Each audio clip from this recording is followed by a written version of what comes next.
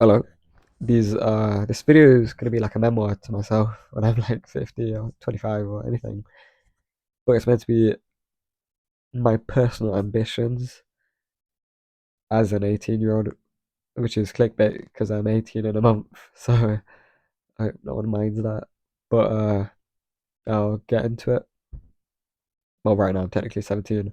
17 and 11 months, something like that. But yeah, I've applied for philosophy at university, which is probably the most pretentious and useless thing in society.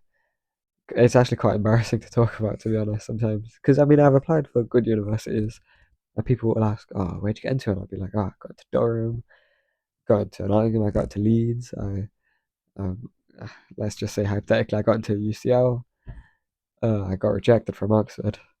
Uh, as people tell me, and they'll be like impressed that I got into these universities for the yeah, and then they'll ask me, "What am I doing?" And I'll say philosophy, and then they'll all the amazement in their face just leaves. It's just I mean, a lot of people, yeah, and then some people it's the same amount of amazement, which is nice. I mean, I don't really care if I get amazement or not. I don't think I give anyone really that much amazement. I mean, I do, but it's like everyone's the same to me, as in like whatever university you get into, it's great. You're going to university, you know.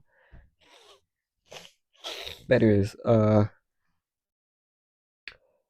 yeah. So I'm going to university for philosophy. I got into Durham, but that's my second choice. I want to go to UCL, which as of recording, I hope I get the offer in like a month because I really want to go to London. It's probably the best place for me to go. I always described it as because I could go Durham. Durham is a great place, and I think I prefer the teaching at Durham, but UCL it's in the heart of humanity, you know. Like if I went Durham, I'd be so bored. I mean, it's a beautiful place, but I'd be so bored by everyone and everything. I'd be so depressed that I can't experience all the things that I would have experienced in London. So that's why I really want to go London. So as to not feel like I missed out on anything because I know I would definitely feel that, and that would be something hanging on me. So, and UCL is arguably just as good as Durham, maybe better. I don't care to be honest. Uh, but UCL like so that London will probably be my home from 18 to 21, but probably after as well because it's a place with great opportunity. I really want to. I'm really into writing, and I will most definitely get involved in the UCL debate society, the writing societies, whatever it is. I've not looked too much into it, but I really want to be involved in all of those things. And yeah, there's a lot of opportunity in London. But the thing is, I don't know if the concept of being a writer, as soon as I get out of London, as soon as I get out of university, is that appealing to me? Just because as soon as you become a writer, it's like this is what Bukowski said. Because he became a writer very late in his life. He lived a whole life and then became this really great writer at like 50, I think. Where he was talking about how sorry, I know that nasal sound is so annoying, but he talked about how people that write books very young in their 20s, that's all they are now. They're a writer. That's their life. That's their job. That's their life. That's all they do. They go to these parties with other writers and creatives, and that's all they have to do now. And I don't want to do that. I don't want to waste my life being a writer. I would love to be one. I wouldn't love to live like one. I'd hate to just. I feel like that's a really vaporous existence, you know? It's just, I want to do something in life. I mean, I know a lot of people could become a writer and be like, oh, I feel like this is my purpose, which is fine, I guess. You can think that, but what kind of change does it really do? I want to live a life where I'm changing something. And I had a work experience with the MP in my area, Alex Norris, uh, like months ago now, and he when I was with him, he was on call with these anti-human trafficking people. It was like an NGO, and they were talking to me as well because they could see I was on work experience, and they were telling me all about themselves, and it seemed so cool. Like I felt like these guys were like real life superheroes. They were honestly doing superhero vigilante work, like fighting against literal. They're fighting against slavery, modern day slavery. And ever since that, I thought that would be so cool to be involved in, and I think I want to get involved in that after I graduate. And I think that's a great thing to be involved in because I always thought. I mean, I always tell people I don't really care about getting money. I really do. I mean, I say this now. Maybe I will in a few years when I see all my peers above me. But I don't really care about getting a lot of money. Like my friend was like to me, like I can see you working at Tesco. I mean, I didn't really care because it was like my friend. He says anything to me, but the people around me were like, "Oh my days, that's such an insult." But it wasn't really because he explained that he was like, "Because I know this guy don't really care about getting a lot of money," and that's true. I think I care about fame though, not in the sense I want to be really famous for people. Like in that sense, but it's like sometime in my life I'd want to pursue writing, and the only way to be a good writer is to sell books, and when you sell books, you become famous.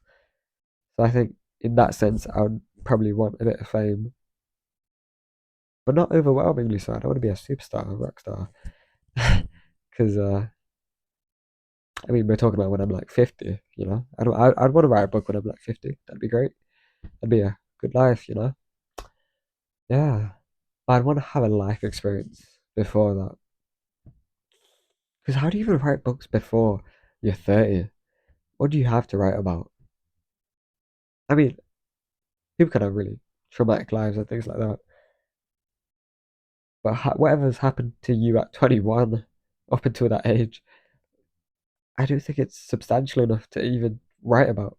And not all your books would stem from your life, but like I feel like life experience just gives you an emotional depth where you're able to communicate to other people. And the older you get, the more people you're able to communicate to. And I'd appreciate that ability. Yeah. What am I even talking about now? Yeah. I always write before these videos, just things that I'd want to talk about. Uh, I've actually already spoken about these. That's great. What else is there? I spoke about that. Oh yeah, I spoke about how money and fame, not chasing it, but it does appeal to me in some sense, just because those, because it's a byproduct of being a good writer, and I wouldn't write to be a bad writer. Uh, yeah. And to be fair, Cormac McCarthy, like because I've been really obsessed with just looking at the backgrounds of people I read or just listen to online. One strange thing is that a lot of them come from Oxford, as in like a lot of them are educated at Oxford, and something about that really unsettles me. Not because they went to Oxford, but because they're obviously from a middle class or upper class background, and I don't like how that's what the media is littered with. It's not self-made people; it's people that have. I mean, they decided to dominate the media because it's a choice that they had. But yeah, sorry, Cormac McCarthy.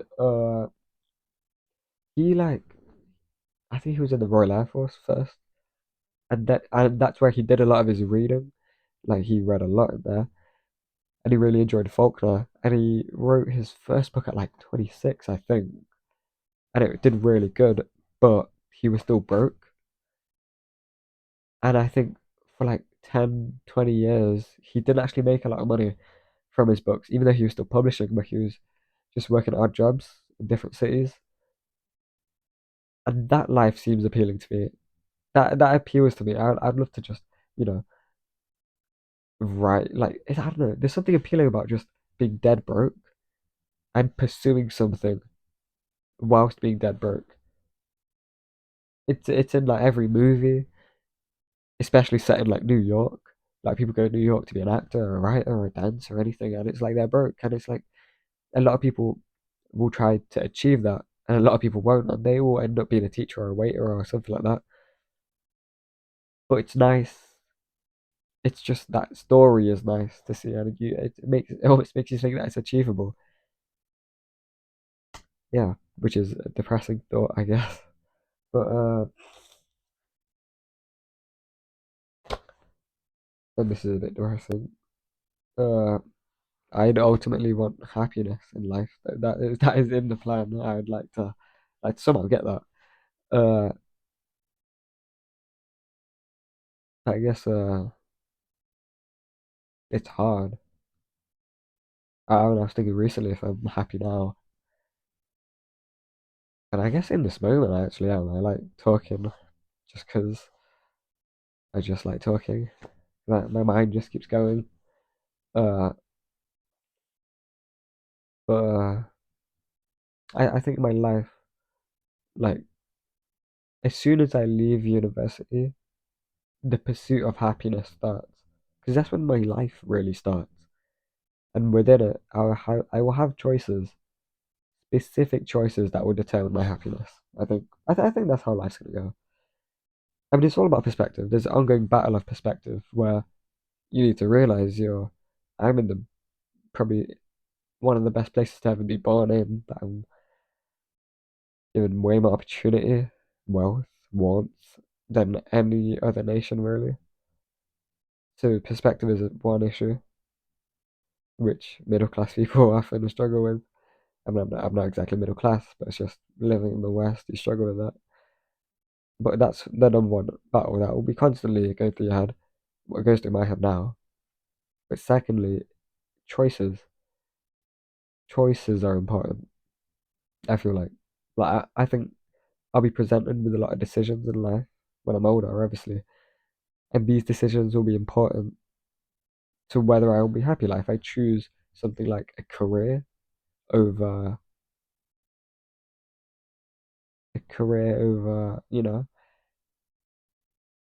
a stable home to raise a family or something like that. I don't know. But if I choose that over that, then that will lead to unhappiness, I feel like. If I choose wealth over something immaterial like love, that I think that would lead to unhappiness. Uh, but I mean, that's not me saying in that situation I would choose not, I would choose against the career because it's hard to make those choices because you think, oh yeah, there will always be space for love. There will always be time for love. I can make it work. I can find someone. Yeah. And you think that, and you almost get sucked into it. And you just like, how do you know that this decision is going to be the most important? It could be another career decision that's going to be the most important. And that's the one where you're meant to reject it, not this one. So it's like happiness requires planning. I don't know. I mean, I always thought that I can make myself happy in any situation I'm in. It's not about the cards that I'm dealt, it's just how good I think the cards are, really. And usually the cards are pretty decent. Even if they're a bit crappy, I guess. I mean, I'm saying this right now like I'm in the happiest point in my life. I mean, isn't it so weird how like you can think of all the things that would make you happy, and yet you don't prescribe those things to yourself? Uh, like Robin Williams, like what did he say? He was like, "Do as I say, not as I do." I mean, probably a million other people said that, but I mean, he's an important like figurehead of that because he killed himself. He was deeply unhappy, and yet he gave so many like mental health type of things. I mean, same with like Anthony Bourdain. He was great. People really looked up to him, and he was a pretty nice guy. I mean, he was a kind person, you know. Uh, yeah, there's one piece of advice from him that I really want to partake in, and it's he says in your 20s you should always move. just keep moving, move in every regard in life. And I think that's probably what I want to do in my 20s. Move job, move location if I can. I just want to be a nomad because I want to experience all sorts of life. And maybe I can do that without having to move from London. But yeah. I mean, I'm even willing to live in a van just because it seems appealing to me. That appeals to me. I like the concept. 'Cause I don't need much space or stuff, like literal stuff. I don't really like. I don't care about it. I mean, to be fair, books I do. I'd probably come back home to Nottingham just to keep my books in my room. But yeah, yeah. But the thing is, I was thinking it's probably hard to be a nomad, right? Like, how the hell do you have a family? Like, or even progress on a career to be stable enough to have a family, or even have a girlfriend. I can't imagine a single girl that would care about me enough to let me be a nomad, uh, and still be with me. Unless they wanted to live in a van with me, but that might be irritating for both of us. But if I need to get a girlfriend first to even think about that, which is a quest all men fail at recently. Uh, yeah. What else do I have to speak about? Oh my days. How am I going through all of these without even knowing? I mean, I did write it, so I guess that makes sense. I mean, he even mentioned the whole girlfriend bit. It says, I'd like a girlfriend and a wife. Preferably, they'd be the same person. uh, I mean, that's true. I don't want to have multiple partners. I'd preferably just have one my whole life. Which is cool beans. I'm like, is that cool beans? I don't know. But I mean, no, I think it's cool beans. Because that's just how I want to live a life. Uh, it's also like when I'm looking for a girlfriend now, it's like I'm low-key looking for a wife. That's not what goes through my head. I know it's obviously like there's a good chance we won't stay together, but one can only hope. Because I mean, I want to get with a girl that I plan on breaking up with. Do you know what I mean? But yeah, did I just go through my whole life in a 17-minute episode? I'm not even on a podcast. But this is purely just for me. I don't think anyone's gonna watch this. But yeah, just trying to think of this anything. The thing is, I've been ill for a few days. For like a week, longer than a week, and I think it's just coming down now. I feel all right now, but I still have this like ooh. But I was hoping by now I'd have finished Blood Meridian, but in all honesty, I've not even started it. And I'm reading Montaigne's essays. Wait,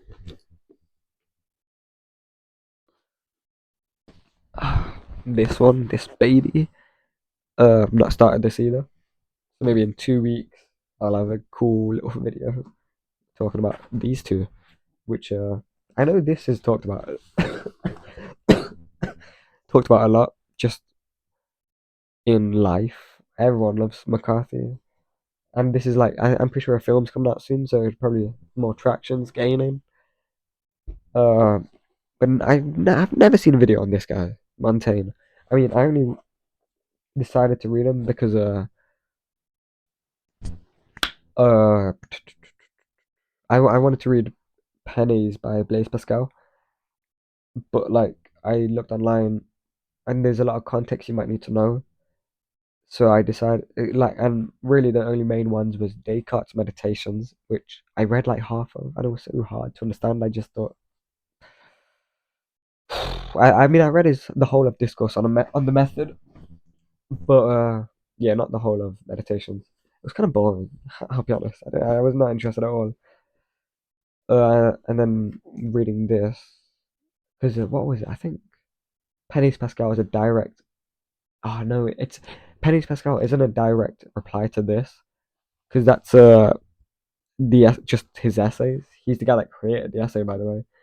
Uh, Montaigne, Michael de Montaigne. But he has this other book called A Reply from Raymond Sebon, something like that. And that's the one I want to read. But this is the only one that I could find in Waterstones, so I decided, okay, I'll just get this. It's fine. And I looked online, and it's like this gives me enough context for Pascal's. That's cool.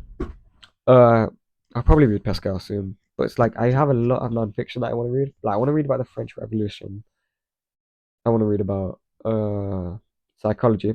No, I want to read about Carl Jung. So psychology for Carl, yeah, Carl Jung for psychology. For history, I think I'm gonna start with the lives of the presidents, starting from George Washington, probably down to like Ulysses. No, no, yeah, down to Ulysses, because then it gets a bit boring after that. To be honest, like a bit too like I don't want to know that much. I just want to know about the lives of these really early figures in history. Not early figures in history, early figures in American history. But I thought the French Revolution was cool. I want to read about that. Yeah, yeah, I think yeah. I've already read a lot of philosophy. Okay, not a lot of philosophy, but like for my age, I've read a lot of philosophy. So I should probably broaden out, reach out, make synoptic links. Uh, yeah, but literature, still going heavy. After this, I'm reading Faust, and after that, I'm reading Faulkner. I think. And then I'll probably reread East of Eden,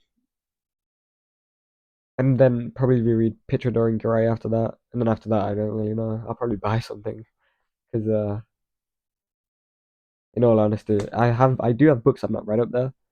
I'm pointing to my bookshelf, but like they don't seem too appealing. Oh wait, no, I got D.H. Lawrence's something of D.H. Lawrence, but it's part of a series, so I have to read like the first one first. And to be honest, I don't really like Victorian authors. Like I guess I'll try them out because I do want to read Tessa the Dominos.